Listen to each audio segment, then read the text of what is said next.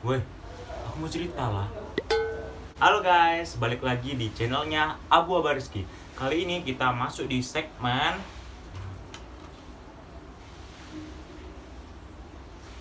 mau cerita. Jadi guys, aku hari ini mau ceritain cerita yang asik buat diceritain karena kayak excited gitu.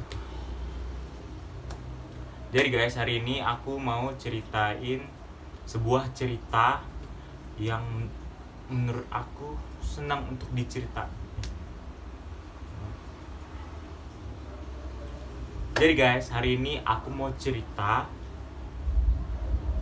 Lupa. Jadi guys, hari ini aku mau ceritain sebuah cerita yang menurut aku ini asik untuk diceritain itu. Tapi aku nggak nganjurin ke kalian buat percayaan ini ya. Hanya ini cuman kayak just for fun aja gitu. Kita ambil aja hikmah dari ceritanya itu. Kali ini aku mau ceritain tentang asal usul diketuk. Asal usul dikutuknya Medusa. Jadi guys, ini tuh cerita menurut mitologi Yunani ya. Dan aku tuh pertama tahu cerita tentang mitologi Yunani gini tuh dari serial anime Senseiya. Nah, aku tuh belum pernah nonton Senseiya ini sampai habis, tapi banyaklah ceritanya itu. Dan pasti kalian gak asing lagi sama yang namanya Dewi Athena. Dewi Athena ini terkenal Dewi yang jago mengatur strategi perang, Dewi keadilan, Dewi kedamaian. Pokoknya banyak julukannya itu, tapi yang paling dikenal itu Dewi keadilan. Nah, dan di sini juga ada Poseidon. Siapa sih yang nggak tahu sama Poseidon ini? Dewa penguasa lautan. Bahkan filmnya juga ada kan. Itu Aquaman tuh. Itu kayak gitulah Poseidon itu. Cuman yang ini tuh di serial anime Senseiya itu kayak gini bentuk Poseidonnya.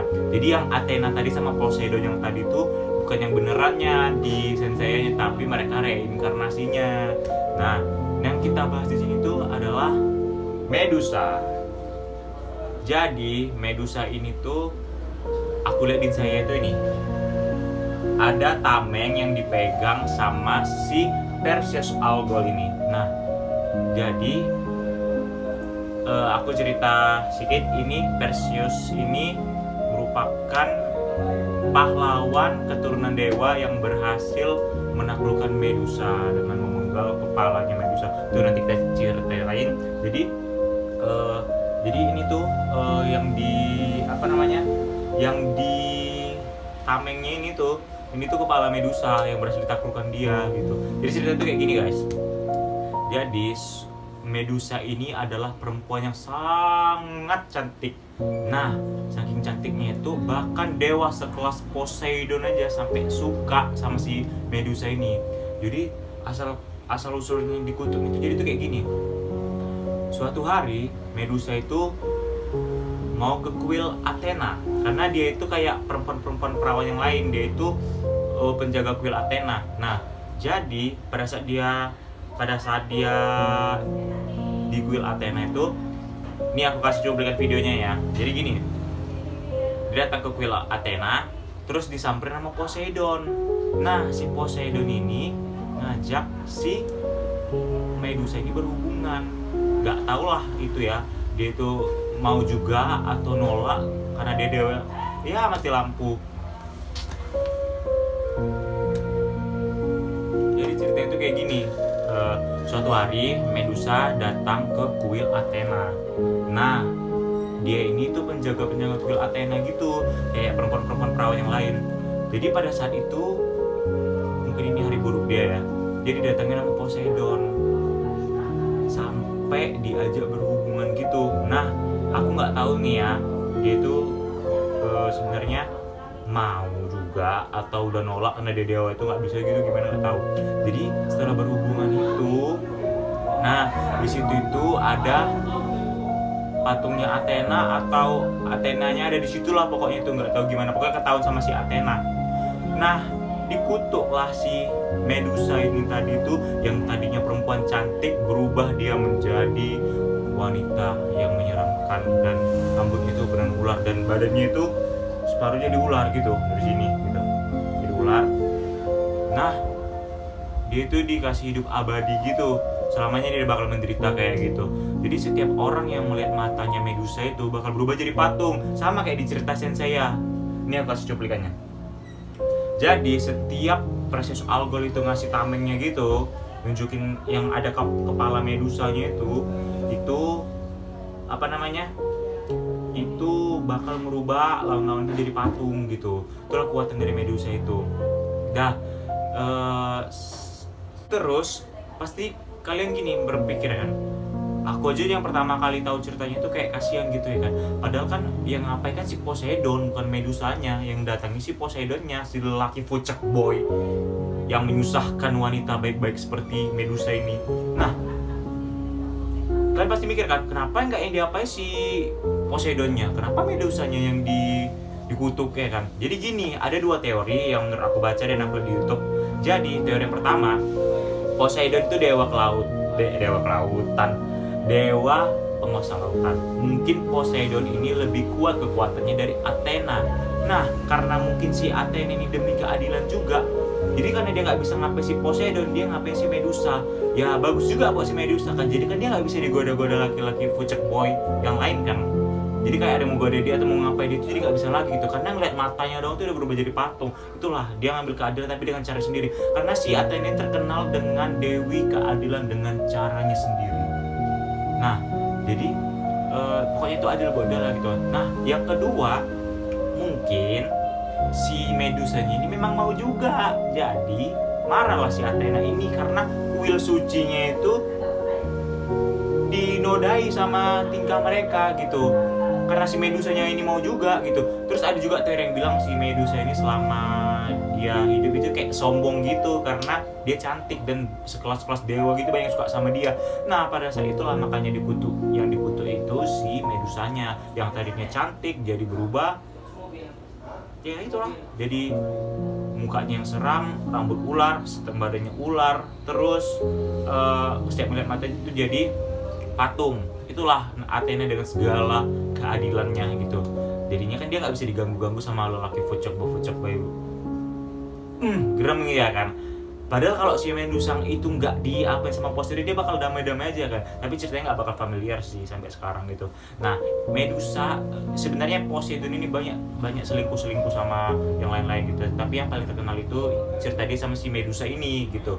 Nah terus pada akhirnya karena si Medusa ini tuh abadi, dia ada seseorang yang pahlawan keturunan dewa yang bernama Perseus, itu ditugaskan oleh dewa siapa gitu lupa namanya, nanti kita ceritain setelah video ini ya. Jadi dia itu ditugaskan untuk memenggal kepalanya Medusa. Nah sampai orang tuh asal ngelawan Medusa tuh pasti bakal kalah gitu, pasti bakal mati gitu, berubah jadi patung nggak selamat dicemin. Tapi cuman si Perseus ini yang terkenal sampai sekarang itu pahlawan keturunan dewa, karena selendalnya, helmnya, tamengnya, pedangnya semua itu dikasih utusan dewa untuk ngapain si Medusa. Nah sampai akhirnya singkat cerita dipenggal kepalanya si Medusa itu, dan tetap abadi, bisa bergerak dong dia guys. Walaupun udah misah kepala sama badan itu tetap bisa bergerak gitu. Nah dijadikanlah kepalanya itu sebagai kekuatan untuk ngapai monster-monster yang berhadapan sama si Perseus itu, dijadikan patung gitu kan. Nah sampai akhirnya itu kepala Medusa diletakin di tamengnya Athena gitu. Jadi untuk melawan monster itu tinggal kasih tameng gitu, berubah jadi patung gitulah ceritanya ya kan. Nah pada saat dibelah kepalanya itu, keluarlah dari lehernya itu atau darah-darahnya si Medusa anak-anaknya tadinya sama Poseidon, itu Pegasus dan Chrysaor. Nah itu dia tadi.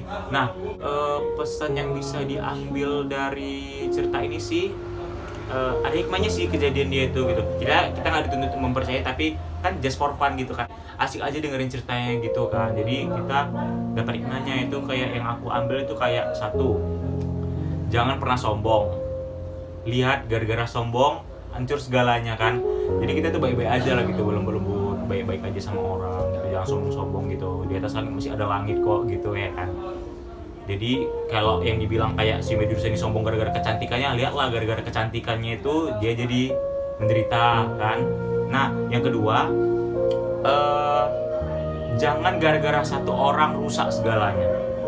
Dia pikirnya mungkin dia bakal